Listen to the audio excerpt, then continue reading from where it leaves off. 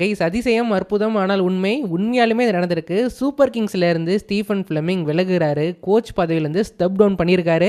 நம்ம சிஎஸ்கேவோட பேஜில் தான் இதை அனௌன்ஸ் பண்ணியிருந்தாங்க. அண்ட் அதில் ஒரு ஆர்டிக்கலை போட்டுருந்துச்சு, ஃபிளமிங்கும் சரி சிஎஸ்கே மேனேஜ்மெண்ட்டும் சரி மியூச்சுவலாக டிசைட் பண்ணி தான் இந்த டிசிஷன் வந்திருக்காங்கன்னு. இந்த முடிவு டெஃபினெட்லி நம்மளோட ஃபியூச்சரை கன்சிடர் பண்ணி எடுத்த நல்ல முடிவு தான் கைஸ். ஃபிளமிங்க்கும் மேபி அவரோட ஸ்டாக் அவுட் ஆகிருச்சுன்னு நினைக்கிறேன். ப்ராப்ளி அவரால் நல்லா அட்ஜஸ்ட் பண்ண முடியாமல் போயிருக்கலாம். ஸோ அந்த ஒரு டிசிஷனால தான் இதுக்கு டிசைட் பண்ணி எடுத்திருப்பாங்க.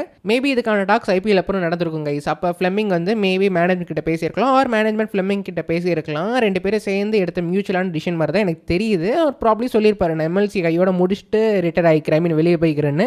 இது ஃப்ரான்ச்சைஸ் பார்வையில் எடுத்த நல்ல முடிவு தான் கைஸ். நம்ம எம்எல்சியில் பார்த்தோம் 2-3 மேட்ச்சில் என்ன மாதிரி ஒரு குளறுபடி பண்ணி ஓவரால் டீமோட காம்போசிஷனே கெடுத்து வச்சுருந்தாங்கன்னு. பட் அகெயின் ஆஸ் அ ஃபேனாக, ஆஸ் அ லாங் டேர்ம் ஃபேனாக பார்க்கும்போது கொஞ்சம் வருத்தமாக தான் இருக்குது. மேபி சிஎஸ்கே முன்னாடி சொல்லிட்டு தம்பி சரியில்லை பேசாமல் நம்ம பிரிஞ்சிடலாமான்னு கேட்டிருக்கலாம். ஒரு ரெஸ்பெக்ட் காரணமாக மியூச்சுவலி டிசைடட் கூட அவங்க போட்டிருக்கலாம். பட் எனிவே சாக்கடாக இருந்தாலும் சரி, நானும் அதான் சாக்குன்னு நான் மென்ஷன் பண்ணல. ஆஸ் அ ஃபேனாக லைக் இவ்வளோ நாள் இருந்திருக்காரு, 5 கப் ஜெயிச்சிருக்கோம். அவர் ஒழுங்காக பண்ணாரோ பண்ணலையோ, அவரும் எம்எஸ்டியும் சேர்ந்து தான் அந்த 5 கப்ஸ் நம்ம எடுத்திருக்கோம், ப்ளஸ் 2 சாம்பியன்ஸ் லீக் ட்ராஃபிஸ் வேறு. ஸோ என்னதான் இருந்தாலும் 5 கப் எடுத்து கொடுத்ததில் இவருக்கு ஒரு பங்கு இருக்குன்ற காரணத்தினால் கொஞ்சம் வருத்தமாக தான் இருக்குது. சடனாக நான் எதிர்பார்க்கல கைஸ். நல்ல விஷயம் தான் வச்சுக்கோங்களேன், நான் அதை தப்பாக புரிஞ்சுக்காதீங்க, நல்ல விஷயம் தான். பட் இருந்தாலும் சிஎஸ்கே இப்படிலாம் டிசைட் பண்ணுவாங்கன்ற சுத்தமாக எதிர்பார்க்கல. ப்ராப்ளி கொஞ்சம் பெட்டராக எண்ட் ஆகிருக்கலாம். ஆல்ரெடி இதை டிசைட் பண்ணிட்டாங்கன்னா மேபி ஏதாவது எம்எல்சியில் ஃபைனல்ஸ்லாம் போயிட்டு அங்கே எதனா ஒரு கப் அடிச்சுட்டு அந்த மாதிரி ஏதாவது நடந்து நல்ல முறையில் வெளியே போயிருந்தா நல்லா இருந்திருக்கும். பட் பாவமாக தான் இருக்குது. ஓகே, என்னதான் இருந்தாலும் ஒரு ஃப்ரான்ச்சைஸில் நடத்துகிறோன்னா கொஞ்சம் ஹார்டான ஸ்ட்ரிக்டான கால்ஸ்லாம் எடுத்து தான் ஆகணும். பட் அகைன் மியூச்சுவலாக இது நடந்திருந்தால் ரொம்ப ரொம்ப சந்தோஷம். 2 பேரும் நல்ல முறையில் வேணாம் எனக்கும் ஸ்டாக் இல்லை நான் வெளியே போயிடுறேன்னு சொல்லியிருக்கலாம். சிஎஸ்கே மட்டும் சரிப்பா இவ்வளோ நாள் நீங்கள் பார்த்து கொடுத்ததுக்கு ரொம்ப ரொம்ப நன்றின்னு சொல்லி அனுப்பியிருக்கலாம். பட் அகைன் கைஸ், உங்களோட தாட்ஸ் என்னன்றதை மறக்காம கீழே மென்ஷன் பண்ணுங்கள். ஜடேஜா எப்படி தான் வெளியே தளரும் நம்ம நினச்சோமோ, எனக்கு ஜடேஜா போன அப்புறம் கொஞ்சம் சந்தோஷமாக தான் இருந்தாலும் ஒரு பக்கம் நல்லா வருத்தம் இருந்துச்சு. இவ்வளோ நாள் நம்ம பார்த்து வளர்ந்துருக்கோம், அந்த பிளேயர் போகிறாரேன்னு. பட் அதை விட கொஞ்சம் எக்ஸ்ட்ரா வருத்தமாக தான் இருக்குது ஃபிளமிங் வெளியே போகிறத பார்க்கும்போது.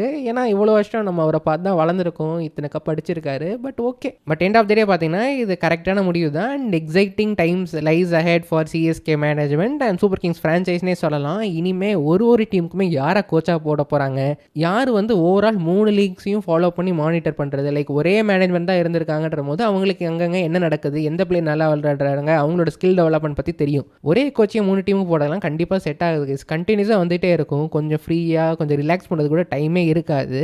அண்ட் இன்னொரு விஷயம் என்னன்னா, இவர் மட்டும் வெளியே போகிறாரா, இவரோட டீமையும் சேர்த்து அனுப்புகிறாங்கறான்றதும் தெரியல. லைக் இன்கேஸ் அந்த மாதிரி இருந்துச்சுன்னா மேபி அவங்களுக்கும் ஒரு நோட் ஏதாவது வந்திருக்கும். இல்லை அவங்களோட கோச்சிங் குரூப்புக்கே இவர் தானே ஃபேஸாக இருக்கார். ஸோ அதனால் அதை மெயினாக ஷேர் பண்ணிவிட்டு அப்புறம் கூட இதை ஷேர் பண்ணலாம். ஏன்னா வேற ஒரு கோச் யாராவது வராங்கன்னா இவரோட டீம் கூட எப்படி இருப்பாங்க, லைக் அனலிஸ்ட் ஓகே, அனலிஸ்ட் கூட விட்டுருங்களேன், அனலிஸ்ட்ன்றது எல்லாம் ஒரே மாதிரி தான் இருப்பாங்க. But in general as a கோச்சாக நீங்கள் ஹெட் கோச்சாக வரீங்கன்னா உங்களோட டீம் உங்களுக்கு ஏற்ற மாதிரி தான் செட் பண்ணிப்பீங்க. எனக்கு பவுலிங் கோச் இவர் வேணும், ஃபீல்டிங் கோச் இவர் வேணும்னு. ஸோ அதெல்லாம் ஓவராலாக சேஞ்ச் பண்ண போகிறாங்களான்றது தெரியல. இல்லை இந்த மாதிரி மைனர் லீக்கில் இருக்க கோச்சஸ்க்கெலாம் அப்படியே செட்டப் வச்சுட்டு அங்கே மட்டும் ஹெட் கோச் வேறு யாராவது போடுவாங்களான்றதும் தெரியல. பட் சிஎஸ்கேல எப்படி பார்த்தாலும் மேஜர் சேஞ்சஸ் இருக்க போகுது கைஸ், அதில் நோ கொஷின்ஸ். ஸோ பார்க்கலாம் கைஸ் இனிமேல் என்ன நடக்க போகுது, எப்படி ஹேண்டில் பண்ண போகிறாங்க, எந்தெந்த கோச்சிங் ஸ்டாஃப்லாம் மாற போகிறாங்க, இருக்கிற கோச்சிங் ஸ்டாஃப்லாம் அப்படி தான் இருக்க போகிறாங்களா, இல்லை அவங்களுக்கும் ஒரு தேங்க்யூ நோட் போட்டு அவங்களே வெளியே அனுப்ப போகிறாங்களான்றது தெரியல. லைக் ஒரு ஸ்ரீராம் கூட ஓகே இப்போ தான் வந்திருக்காருன்னு வச்சுக்கோங்களேன், ஒரு எரிக் சிமன்ஸ்லாம் ரொம்ப நாளாக இருக்காரு. ஸோ அவருக்கு கண்டிப்பாக ஒரு நோட் போடுவாங்க சப்போஸ் அவர் வெளியே போகிறாருன்னா. ஸோ கைஸ் நீங்கள் இந்த டிசிஷன் எதிர்பார்த்தீங்களா, எஸ்பெஷலி சிஎஸ்கே கிட்டேருந்து வரும்னு நினச்சிங்களான்றதை மறக்காம கீழே மென்ஷன் பண்ணுங்க.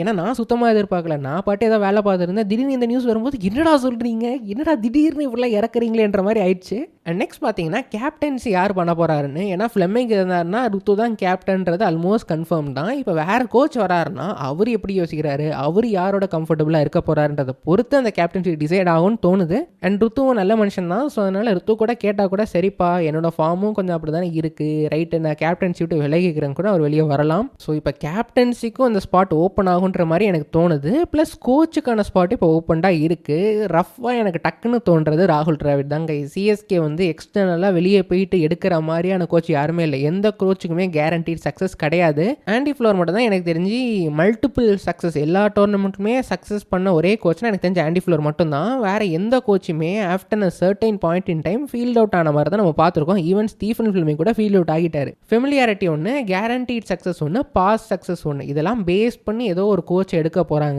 அண்ட் இப்போதைக்கு எனக்கு தெரிஞ்சிருக்க ஒரே ஆப்ஷன் ராகுல் டிராவிட் தான். கேரண்டீட் சக்ஸஸ்ன்றது கொஸ்டின் மார்க் தான். தான். பட் பாஸ் சக்ஸஸ் கேட்டிங்கன்னா ஐபிஎல்ல கிடையாதுனாலும் இந்தியன் டீமுக்கு நிறைய சக்ஸஸ் எடுத்து கொடுத்துருக்காரு. ஸோ எனக்கு தெரிஞ்சு சிஎஸ்கேவை ஹேண்டில் பண்ண போகிறது ராகுல் டிராவிடாக தான் இருக்கும். அண்ட் மற்ற லீக்ஸை யார் வேணாலும் அசைன் பண்ணிட்டு போட்டுங்க கைஸ். அதை பற்றி நம்ம லேட்டராக பார்க்கலாம். அங்கேயும் எந்த கோச் அவைலபிளாக இருக்காங்க, யாரை போடலான்னு. பட் இப்போதைக்கு பார்த்தீங்கன்னா ராகுல் Dravid will be the CSK கோச்னு எனக்கு தோணுது.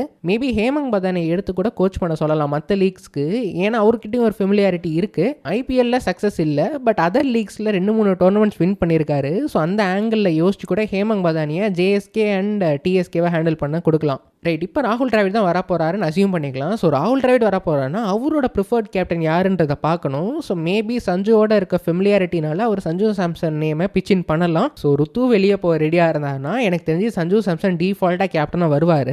ஆர் இல்லை மேபி இன்னொரு பாசிபிலிட்டி இருக்குன்னு நம்ம யோசிச்சோம்னா, இப்போ ஃப்ளெமிங் போகிறாருன்னா எனக்கு தெரிஞ்சு எம்எஸ்டியும் ரிட்டையர் ஆகிடுவாதான் நினைக்கிறேன். ஸோ ஃப்ளெமிங் போகிறாரு, நம்ம கூட அந்த ராஜ்யத்தை அப்படியே இதோட ஸ்டாப் பண்ணிக்கலான்ற மாதிரி அவர் யோசிக்கலாம். சரி, நம்ம போகிறோமே, இந்த பையன் தான் ட்ரேடில் ரெடியாக இருக்கான்னு இந்த பையனை கூப்பிட்டு ஏதாவது பண்ணலாமான்னு அவரு எனக்கு கேப்டன்சி கொடுத்தாதான் வருவேன்னு நினைக்கும் பொழுது மேபி அவருக்கு கேப்டன்சியும் கொடுக்கலாம். ஹர்திக் பாண்டியா வந்தாருன்னா அவர்கிட்ட ஃபெமிலியாரிட்டியும் இருக்குது, பாஸ் சக்ஸஸும் இருக்குது. ஃபெமிலியாரிட்டி என்னன்னா எப்படி சொல்லலாம்னா சிஎஸ்கேவும் ஜிடியும் ஆல்மோஸ்ட் ஒரே மாதிரி ரன் பண்ணுற டீம். ஸோ அந்த ஒரு ஃபெமிலியாரிட்டி இருக்குது. ப்ளஸ் ஜிடிக்கு ஒரு கப் அடிச்சு கொடுத்துருக்காரு, ஒரு ஃபைனல்ஸும் கூட்டிகிட்டு போயிருக்காரு. அண்ட் அந்த ஃபைனல்ஸில் நம்ம கூட தோத்தாங்க. ஸோ இந்த மாதிரி அவருக்கும் ஒரு பாஸ் சக்ஸஸ் இருக்குன்னு நினைக்கும் பொழுது மேபி அந்த ஆங்கிளில் கூட சிஎஸ்கே யோசிச்சு பாண்டியாவை கூப்பிட்டு அவருக்கு கேப்டன்சி கூட கொடுக்கலாம். பட் இது சிஎஸ்கே ஈத்தோஸில் பார்க்கும்போது இப்படி நடந்ததே கிடையாது. ஐ மீன் கேப்டன்சி மாற்றமே நம்ம தான் லீஸ்ட்டாக பண்ணியிருக்கோம். பட் ஸ்டில் வெளியிருந்து வர ஒரு பிளேயருக்கு டக்குன்னு கேப்டன்சி கொடுத்து அவரை வச்சு டீமை பார்க்க சொல்கிறது எந்த அளவுக்கு கரெக்டாக இருக்குன்றது எனக்கு தெரியல கை. லைக் சிஎஸ்கே ஆங்கிளில் யோசிக்கும் போது சொல்கிறேன். ஸோ மேபி என்ன ஆகலைன்னா ஹர்திக் பாண்டியா வர ரெடியாக இருந்தால், ஹர்திக் இந்த ஒரு வருஷம் நீ வெயிட் பண்ணு, நெக்ஸ்ட் மெகா ஆக்ஷன்லேருந்து உனக்கு நான் கேப்டன்சி தரேன், நீயும் டிராவிடோ யாரோ சேர்ந்து என்ன வேணாலும் டிசைட் பண்ணிங்க கூட சொல்லலாம் கைஸ். ஸோ அப்படி பார்த்தோன்னா ருத்து தான் கண்டினியூ பண்ணுவார்.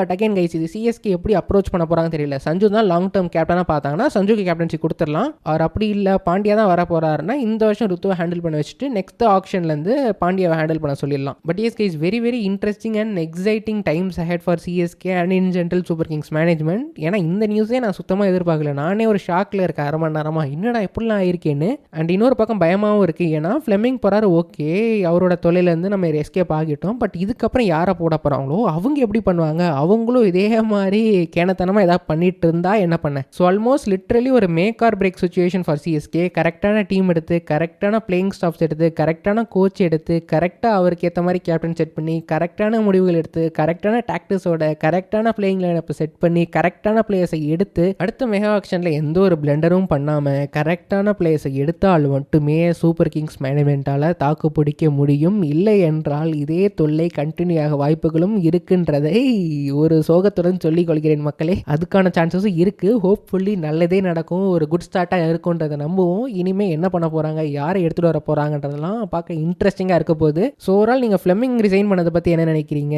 தென் எந்த கோச்சை எடுத்துகிட்டு வரதுக்கான பாசிபிலிட்டிஸ் இருக்குது? ஒரே கோச்சை 3 ஃப்ரான்ச்சைஸ்க்கு போட நீங்கள் ரெடியாக இருக்கீங்களா, இல்லை ஒரு ஃப்ரான்ச்சைஸ்க்கும் ஒரு கோச் போடுவீங்களான்றதையும் மென்ஷன் பண்ணுங்கள். So thank you so much for வாட்சிங் வீடியோ கைஸ். வீடியோ பிடிச்சா மறக்காம லைக் பண்ணுங்கள், சேனலுக்கு சப்ஸ்கிரைப் பண்ணுங்கள், உங்களோட ஃப்ரெண்ட்ஸ்க்கு ஷேர் பண்ணி விட்டுருங்க, ஹைபிரிட்டையும் தேடி விட்டுருங்க. அடுத்த வீடியோ பார்ப்போம். தேங்க்யூ ஸோ மச் ஃபார் வாட்சிங் அகைன். Take care, by.